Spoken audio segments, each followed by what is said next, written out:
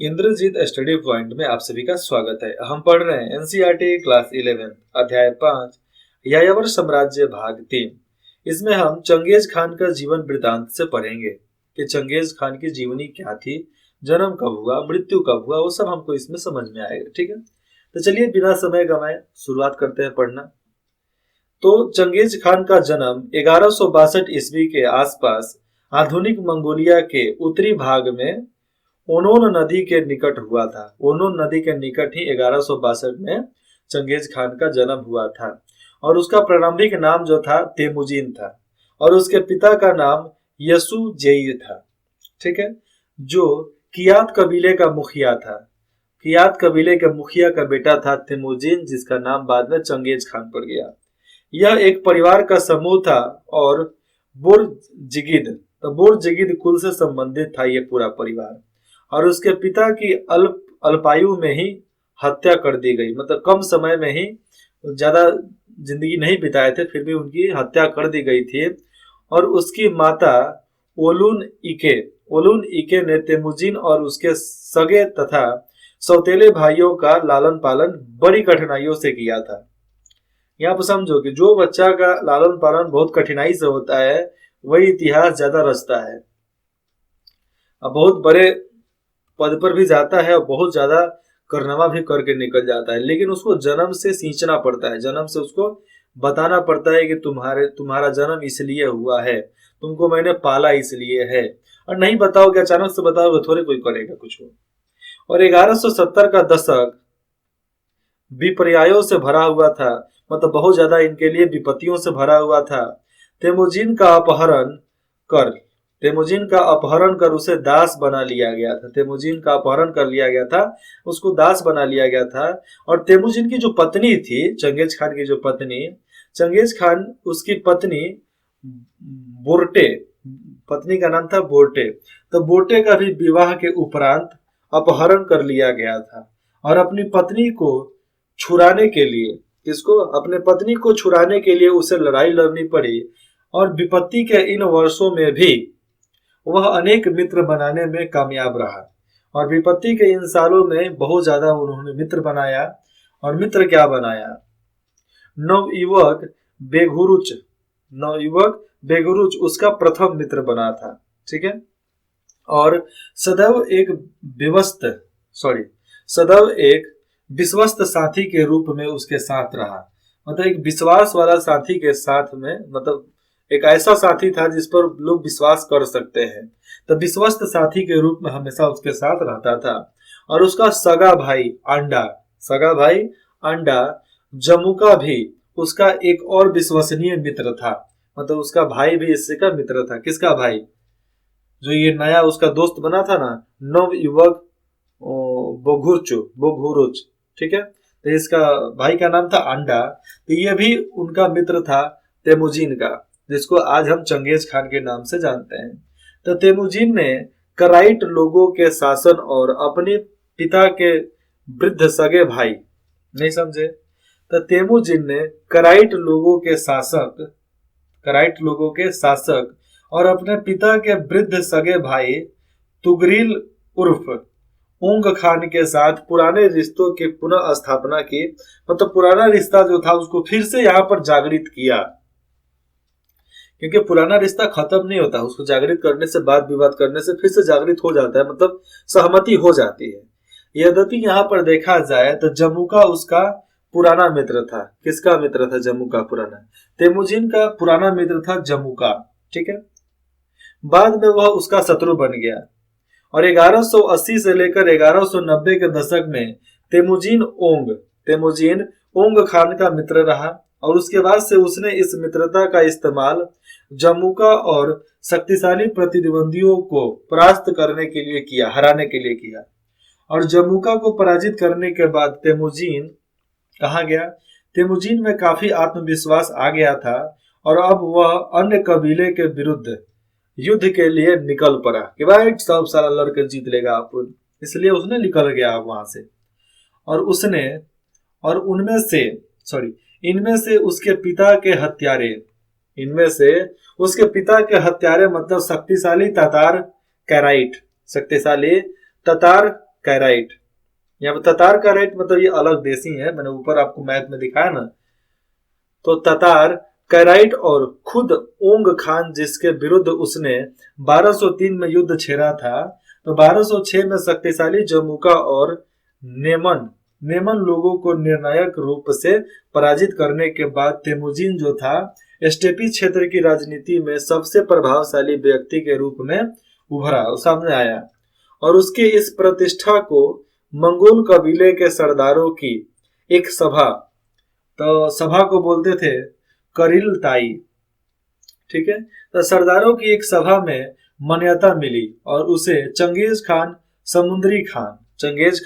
समुद्री खान या सार्वभौम शासक की उपाधि के साथ उसको मंगोल का महानायक घोषित कर दिया गया, मतलब ग्रेट खान, ग्रेट किंग वहां का उनको घोषित कर दिया गया था। और यहाँ पर आप देखोगे तो 1206 में कुरिलाइट जो सरदारों का संगठन था, तो कुरिलाइट से मान्यता मिलने से पहले ही चंगेज खान ने मंगोल लोगों को एक सशक्त अनुशासित सैन्य शक्ति के रूप में पुनः गठित कर लिया था। इसके हम अनुभागों को देखेंगे, नीचे पढ़ेंगे, और जिससे उनके भविष्य में किए गए सैन्य अभियान की सफलता के प्रकार तय कर लिए गए थे, उस समय तय हो गई। और उसकी पहली मंशा चीन पर विजय प्राप्त करना था, जो उस समय 3 राज्यों में बटा हुआ था। चीन कितने राज्यों में बटा हुआ था? 3 राज्यों में बटा हुआ था। वे थे उत्तरी पश्चिम प्रांत, जिसको हम तिब्बत मूल के नाम से जानते थे। उधर राज करते थे सीसिया लोग। कौन सा? सीसिया लोग। और जरचेन लोगों के चीन राजवंश। अब चीन राजवंश आते हैं जो पैकिंग के उत्तरी चीन क्षेत्रों का शासन चला रहे थे, मतलब उत्तरी चीन का शासन पैकिंग चला रहे थे, मतलब समझो कि चीन के राजवंश थे वो लोग। तो 2 हो गया। और तीसरा था सुंग राजवंश, जिसके आधिपत्य में दक्षिण चीन था। 1209 में सीसिया लोग, ठीक है। तो सीसिया लोग परास्त हो गए।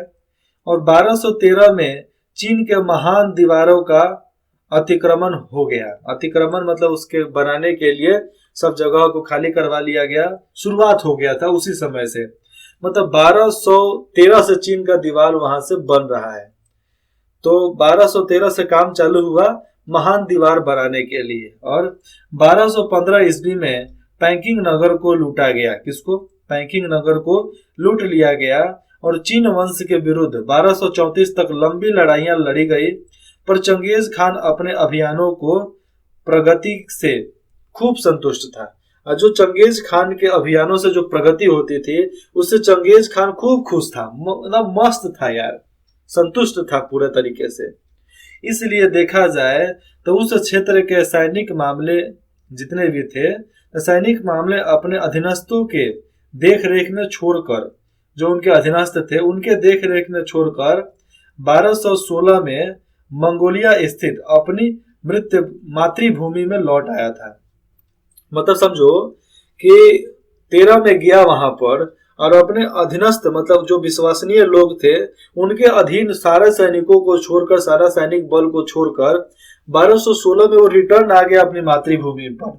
और मातृभूमि पर लौट के आने के बाद वहां से ही संचालन व्यवस्था किया और चीन को ध्वस्त कर दिया, धूल चटा दिया। ले बेटा अपन जीतेगा रे।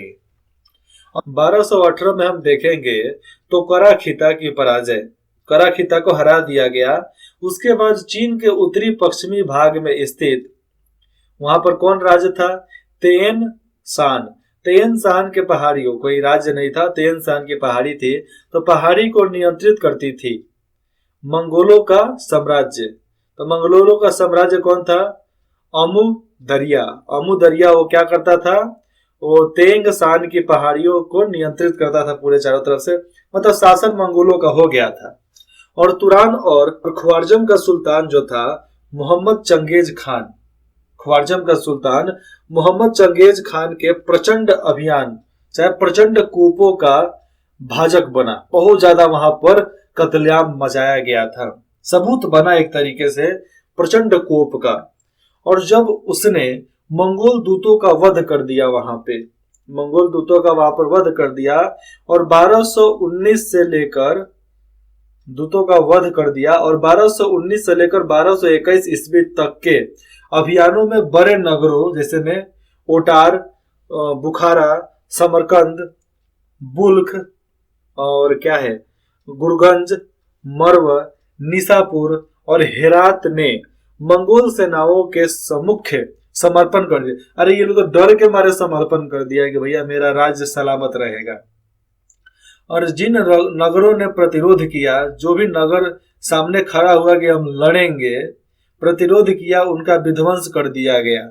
और निसापुर में घेरा डालने के दौरान, जब निसापुर में घेरा डाला जा रहा था, तो घेरा डालने के दौरान जब एक मंगोल राजकुमार की हत्या कर दी गई थी, मंगोल राजकुमार की केवल हत्या कर दी गई थी, तो चंगेज खान ने आदेश दिया कि चंगेज खान ने आदेश दे दिया कि नगर को इस तरह विध्वंस किया जाए कि संपूर्ण नगर में हल चलाया जा सके।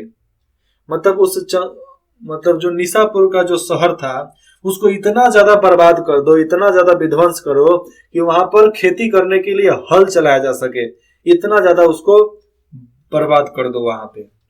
और अपने प्रतिशोध राजकुमार की हत्या के लिए, राजकुमार का हत्या जब हो गया था तो अपने प्रतिशोध को उग्र रूप देने के लिए ऐसा संहार किया कि इतना ज्यादा कत्लेआम किया, इतना ज्यादा कत्लेआम मचाया कि नगर के समस्त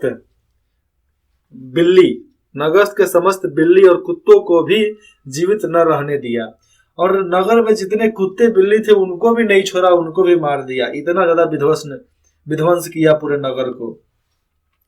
मंगोल सेनाएं जो थी, तो मंगोल सेनाएं सुल्तान मोहम्मद का पीछा करते हुए कहां तक गया, तो सुल्तान का पीछा करते हुए अजरबैजान तक चली गई, वहां तक गई और क्रीमिया में रूस सेनाओं को हराने के साथ साथ, और क्रीमिया में रूस के सेनाओं को हराया, उसके साथ साथ उन्होंने कैप्सियन सागर को घेर लिया और सेना की दूसरी सेना की दूसरी टुकड़ी ने सुल्तान के पुत्र जलालुद्दीन का अफगानिस्तान और सिंध प्रदेश तक पीछा किया।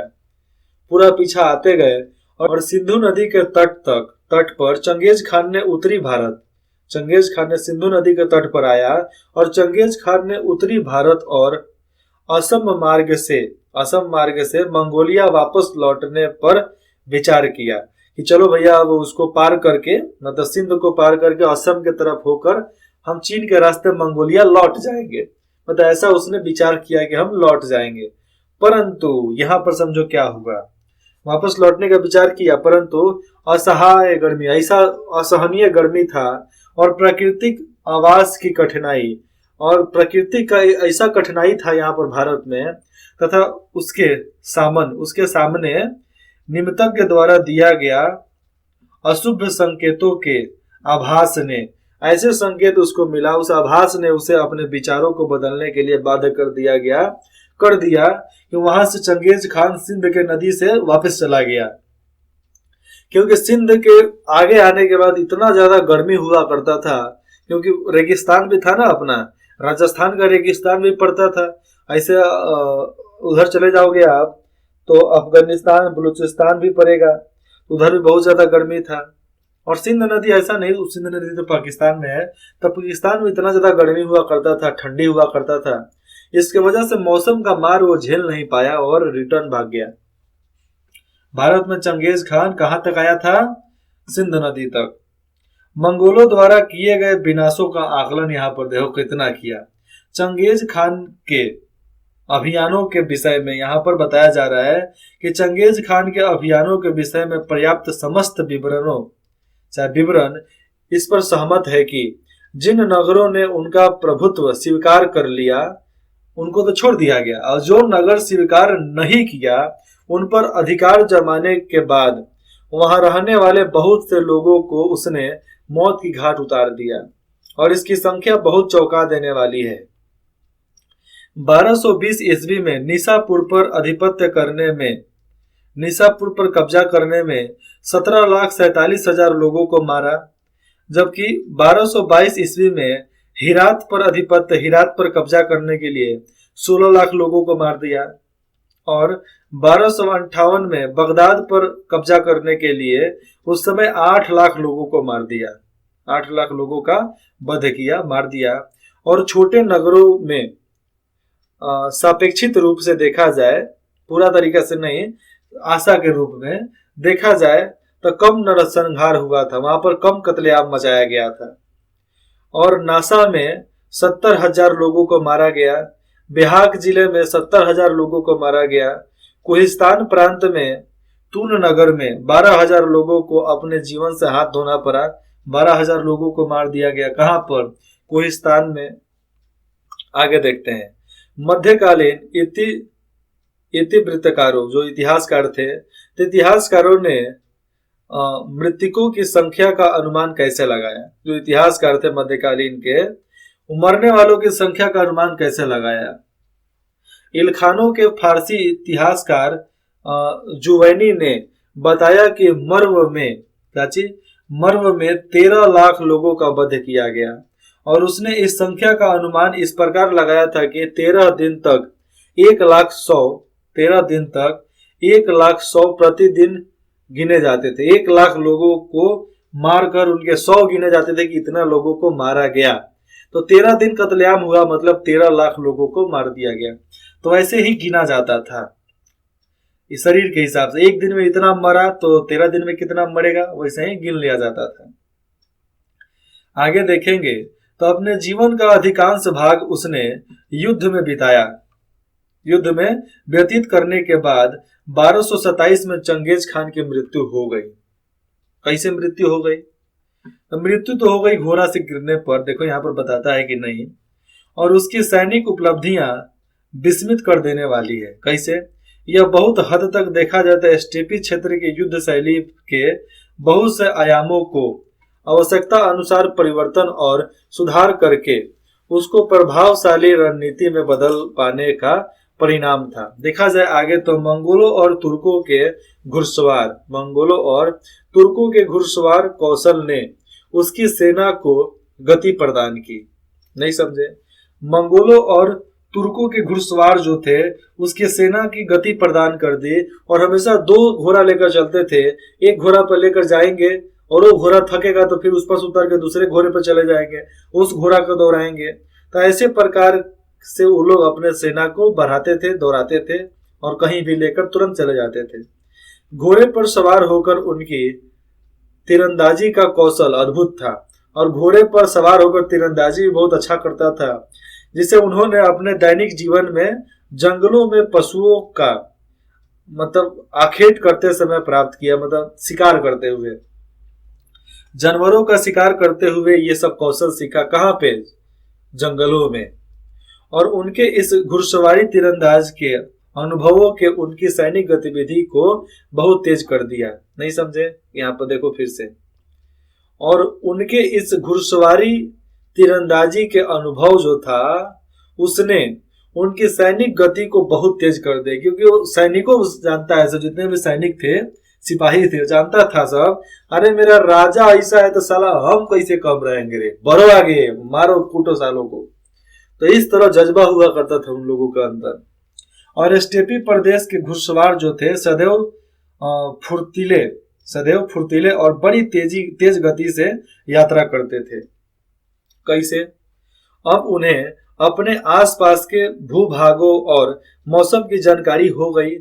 और अब उनको ये मालूम था कि आसपास में कैसा इलाका है और जमीन कैसा है, मौसम कैसा है, सबके बारे में जानकारी हो जाती थी। उन्हें अल्पकालीन कार्य करने की क्षमता प्रदान की। और उन्होंने घोर शीत ऋतु में, घोर ठंडी के मौसम में युद्ध अभियान प्रारंभ किए। और उनके नगरों और शिविरों में प्रवेश करने के लिए बर्फ से जमी हुई नदी का राजमार्ग की तरह प्रयोग किया। और उनके शिविर में जाने के लिए एक नदी होती थी, तो ठंडी के समय में वो नदी जम जाता था, तो उस नदी का इस्तेमाल किया उधर जाने के लिए, पार करने के लिए। तो युद्ध अभियान को प्रारंभ करने के लिए उसने इस चीज का इस्तेमाल किया था। समझो कितना ज्यादा दिमाग लगाया था सर। उन्होंने घोर शीत ऋतु में युद्ध अभियान प्रारंभ किया तथा उनके नगरों और शिविरों में प्रवेश करने के लिए बर्फ से जमी हुई नदियों का राजमार्ग की तरह प्रयोग किया और यायावर लोग अपनी परंपरा के अनुसार प्राचीरों के असुरक्षित शिविरों में पैठ बनाने में सक्षम नहीं थे। और यहाँ पर देखो कि यायावर लोग जो हुआ करते थे, उनकी जो परंपरा थी, वो एक जगह पैठ बनाकर नहीं रह सकते थे, इसलिए क्षमता तो उनके पास थी नहीं। पर चंगेज खान ने घेराबंदी यंत्र और निफ्ता बमबारी के महत्व को शीघ्र जाना। तो और चंगेज खान घेराबंदी चालू कर दिया, जहां पर लोग है चारों तरफ से घेर लो तब मारो। और आगे आता है नेफ्ता बमबारी। तो नेफ्ता बमबारी क्या होता है? नेफ्ता बमबारी साइड से मारते चलो, बीच में मार दो, सब स्वाहा खत्म। तो इसके बारे में भी जान लिया। और तोप चलाने के बारे में तो जानता ही था। और तोप का शुरुआत भी वो लोग कर चुके थे। और उसके बाद वो लोग बोतल बम भी फेंकते थे तेल डालकर, क्योंकि उधर तेल बहुत ज्यादा होता था। और जो चंगेज खान के इंजीनियर हुआ करते थे, तो इंजीनियरों ने उसके शत्रुओं के विरुद्ध अभियानों में इस्तेमाल किए गए हल्के चल उपकरण, मतलब लाइट पोर्टेबल इक्विपमेंट का निर्माण किया, जिसके विरुद्ध में वो चीज का इस्तेमाल किया जाता था। यहाँ बताया जाता है कि निर्माण किया जिससे युद्ध में घातक प्रभाव होते थे। और ये जो लाइट पोर्टेबल इक्विपमेंट जो था, इतना ज्यादा तगड़ा था, जिसकी वजह से एक बार चालू कर दो, समझो कि उतना इलाके में आने वाले सारे लोग मारे जाते थे। तो बहुत तेज लाइट पावर था, लेजर पावर हम कह सकते हैं उसको। अब चलिए आगे देखते हैं। हाँ, खत्म नहीं हुआ, अध्याय खत्म नहीं हुआ, अभी सबर करो, अभी ये बताया जा रहा है, बीच का भाग है। तो लगभग 1161 में तेमुजिन का जन्म हुआ। 1161 नहीं, 67 में, ठीक है, तेमुजिन का जन्म हुआ। 1160 से लेकर 70 के दशक में दास्ता और संघर्ष के वर्ष बढ़े यहाँ पर, ठीक है। 1180 और 1190 के दशक में संधि संबंधों का काल चला। 1203 से 27 के बीच में विस्तार और विजय हुआ। 1206 में तेमुजिन को चंगेज खान यानी मंगोल का सार्वभौम शासक घोषित कर दिया गया था। और समझो कि 6 से लेकर 27 तक कितना साल होता है जी? 20-21 साल। और 21 साल में उसने पूरा दुनिया जीत लिया, बहुत पहुंचा हुआ फकीर था। 1227 में चंगेज खान की मृत्यु हो गई। 1227 से 41 के बीच में चंगेज खान के पुत्र ओगोदेई का शासन काल शुरू हो गया। ओगोदेई का शासन चालू हो गया था। 1227 से 60 के बीच में, 1227 से लेकर 1260 के बीच में 3 महान खानों का शासन चालू हुआ और मंगोल एकता की स्थापना की गई। 1236 से लेकर 1242 के बीच में बाटू के अधीन रूस, हंगरी, पोलैंड और बाटून, चंगेज खान का दूसरा बेटा जो था उसने, तो हंगरी, पोलैंड और ऑस्ट्रेलिया पर आक्रमण कर बाटू चंगेज खान के सबसे बड़े पुत्र जोची, तो जोची का पुत्र था। चंगेज खान का सबसे बड़ा पुत्र जोची का पुत्र, मतलब पोता था वो, एक और पोता था बाटू। तो बाटू ने वो सब पर कब्जा कर लिया, ऑस्ट्रेलिया तक आक्रमण करके कब्जा कर लिया था। 1246 से लेकर 49, करीबन इधर 303 वर्षों में, तो 3 वर्षों में ही, लेकिन 3 वर्षों में ही ओगोदेई के पुत्र जो थे गुयुक का काल शुरू हुआ और इतना समय अपना कार्य किया और आगे भी किया। 1251 से लेकर 1260 के बीच में मोंके चंगेज खान के पौत्र और तुल्लू के पुत्र का काल शुरू हुआ, और जिसने बहुत ज्यादा कत्लेआम मचाया ही और कब्जा भी बहुत देशों पर किया।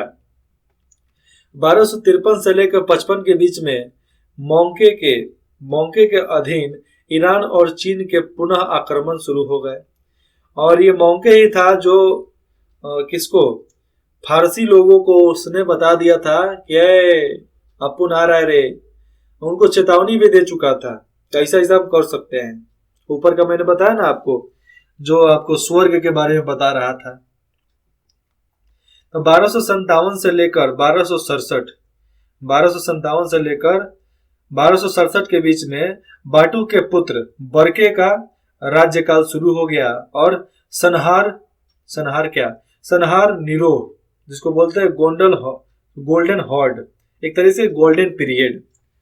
तो सुनहार निरोह का नेस्टोनियन ईसाई धर्म से इस्लाम धर्म की ओर पुनः विस्तृत हुआ और 1350 के दशक में उनका इस्लाम में निश्चयात्मक रूप से धर्मांतरण हो गया और जो ये मंगोल लोग थे इस्लाम धर्म को अपना लिए, धर्म बदल लिए। और इल खान के विरुद्ध गोल्डन हॉर्ड और मिस्र देश की मैत्री का प्रारंभ शुरू हो गया उसी समय से। ये आप किताब यहाँ पर देख सकते हो। यहाँ पर देखो सजा देने का कौन सा बड़ा सा यहाँ पर हथियार हुआ करता था। एक लड़के के पीछे से हथियार डालकर, लोहा लकड़ी डालकर उसके मुंह के तरफ से निकालकर यहाँ पर क्या चलाया जा रहा है, यहाँ पर उसको आग के नीचे पकाया जा रहा है। और उसका हाथ देखो, एक हाथ पैर रख ले, दो पैर हाथ तो पकड़ ले है। इस प्रकार का अलग अलग यहाँ पर सजा देने का अधिकार मतलब इन लोगों का था। इसे क्रूर सजा देते थे, इनके बारे में भी नीचे बताया जाएगा। 1258 में बगदाद पर अधिकार और अब्बासी खलीफा का अंत हुआ। बगदाद में अधिकार और अब्बासी खलीफा का खात्मा हो गया क्योंकि मंगोल का राज्य चालू हो गया था। और मौके के छोटे भाई, तो मौके का छोटे भाई था हुलेगु। तो हुलेगु के अधीन ईरान में इलखानी राज्य की स्थापना और जोचिद और इलखान के मध्य संघर्ष का प्रारंभ शुरू हो गया था। 1260 में पैकिंग में महान खान क्या, चंगेज खान, लेकिन उनके सब पुत्रों के बारे में बताया जाता है। तो महान खान के रूप में कुबलई खान, तो कुबलई खान का राज्यरोहण हुआ, राज्य अभिषेक हुआ। चंगेज खान के उत्तराधिकारियों में संघर्ष चालू हो गया और मुगल राज्य अनेक स्वतंत्र भागों में अनेक वंशों में विभक्त तेलुई, चगताई और जोची, तोगलुई, चगताई और जोची, मतलब यहाँ पर समझो कि ओगदोई का वंश पराजित हो गया और तोलुईद में मिल गया, पराजित हो गया और तोलुईद में मिल गया। अब देखो तोलुईद जो था चीन का युवान वंश, चीन का वो युवान वंश था और ईरान का इलखानी राज्य था। और चगताई खान जो था उसने उत्तरी तुरान के स्टेपी क्षेत्रों और तुर्किस्तान में कब्जा किया और रूसी स्टेपी क्षेत्र में जो चिंद्र वंश थे उन्होंने उधर रूस में कब्जा किया और उन्हें पर्यावृक्ष क्या होता है, तब पर्यावृक्ष गोल्डन हॉर्ड के नाम से उनको क्या किया गया, उनको बुलाया जाने लगा, वर्णन किया गया। गोल्डन हॉर्ड, गोल्डन आदमी, ऐसे रूप में उसको सामने प्रस्तुत किया गया। 1295 से लेकर 1304 के बीच में ईरान में इलखानी शासन गजन खान, मतलब गजनी यहाँ पर बोला सकता है लेकिन गजन खान है, तो गजन खान का शासन काल शुरू हुआ और उसके बौद्ध धर्म से इस्लाम में धर्मांतरण के बाद धीरे धीरे अन्य इलखानी सरदार जितने भी थे वो भी धर्मांतरण करने लगे, इस्लाम को कबूल कर लिए। 1368 में चीन में युवान राजवंश का अंत हो गया, खात्मा हो गया। उसके बाद से उधर दूसरे कब्जा करने लगे। 1370 से लेकर 1405 के बीच में तैमूर का शासन चालू हो गया और बरलास जो था तुर्क होते हुए उसने चगताई वंश के आधार पर अपने को चंगेज खान का वंशज बताया और उसने स्टेपी साम्राज्य की स्थापना की और टोलू राज्य, चगताई और जोची राज्य के कुछ हिस्सों, मतलब चीन को छोड़कर इसको छोड़ दिया जाए तो हिस्सों को सम्मिलित करते हुए उसने स्टेपी क्षेत्र में एक साम्राज्य का गठन किया और उसने अपने को गुरेगेन मतलब शाही दामाद की उपाधि से वशीभूत किया, अपने आप को प्रस्तुत किया सामने और चंगेज खान के कुल के एक राजकुमारी से विवाह किया। क्या किया? चंगेज खान के खानदान में एक राजकुमारी थी, उससे उसने विवाह कर लिया। कौन विवाह कर लिया? गुरेगेन। ठीक है, आगे देखते हैं आप इसको यहाँ पे। लेकिन उसका नाम क्या था? उसका नाम क्या था? उसका नाम था टोलू। टोलू ने राजकुमारी से विवाह कर लिया जो चंगेज खान के वंशज थे। और 1495 से लेकर 1530 के बीच में जहीरुद्दीन बाबर, तो बाबर का नाम था जहीरुद्दीन, तो जहीरुद्दीन बाबर को तैमूर और चंगेज खान का वंशज था। वो किसका? तैमूर और चंगेज खान का वंशज था। और फरगना, तो फरगना और समरकंद के तैमूरी क्षेत्र का उत्तराधिकारी उसको बना दिया गया। और वहां से खदेरा गया तो काबुल पर कब्जा किया, काबुल में अपना महल बनाया, वहां पर भी शादी किया, उनकी अलग पत्नी थी वहां पे। और 1500 ईस्वी में क्या हुआ? जोची के कनिष्ठ पुत्र, तो जोची के कनिष्ठ मतलब सबसे छोटा पुत्र, कनिष्ठ मतलब छोटा उंगली को कनिष्ठ बोलते हैं ना, तो सबसे छोटे पुत्र सिवान का वंशज साइबानी खान द्वारा तुरान पर अधिपत्य हो गया। और तुरान में साइबानी सत्ता, मतलब बोले तो साइबानियों को उज्बेक भी कहा जाता था, और जिनके नाम से ही वर्तमान उज्बेकिस्तान का नाम पड़ा। क्या नाम पड़ा? उज्बेकिस्तान नाम पड़ा। ठीक है, उसको सुदृढ़ किया और इस क्षेत्र से बाबर और तैमूर के वंशजों को खदेड़ दिया। और आपको तुरान से उधर से खरीद दिया किसको? बाबर को, जो तैमूर खान का वंशज था। 1759 में चीन के मंचुओं ने मंगोलिया पर विजय प्राप्त कर ली। क्या कर ली? मंगोलिया पर विजय प्राप्त कर ली। कौन? मंचुओं ने, चीन के मंचुओं ने। ठीक है, आगे देखते हैं। तो 1921 में मंगोलियों का गणराज्य चालू हो गया और वहां पर उनका संविधान लिखा गया और उसी संविधान से उनका राज्य चालू हो गया। लेकिन वहां पर भी अभी राजतंत्र ही है। सऊदी को ले लो, दुबई ले लो, ये सब क्या है? अभी भी राजा वहां पर राज करते हैं। हम कौन सा बुक पढ़ रहे हैं? क्लास 11 विश्व इतिहास के कुछ विषय। अगले भाग में पढ़ेंगे चंगेज खान के उपरांत मंगोल क्या थे। चंगेज खान के उपरांत मंगोल के बारे में पढ़ेंगे। ठीक है, अभी हमने चंगेज खान, उसके बेटा बेटी सबके बारे में पढ़ लिया।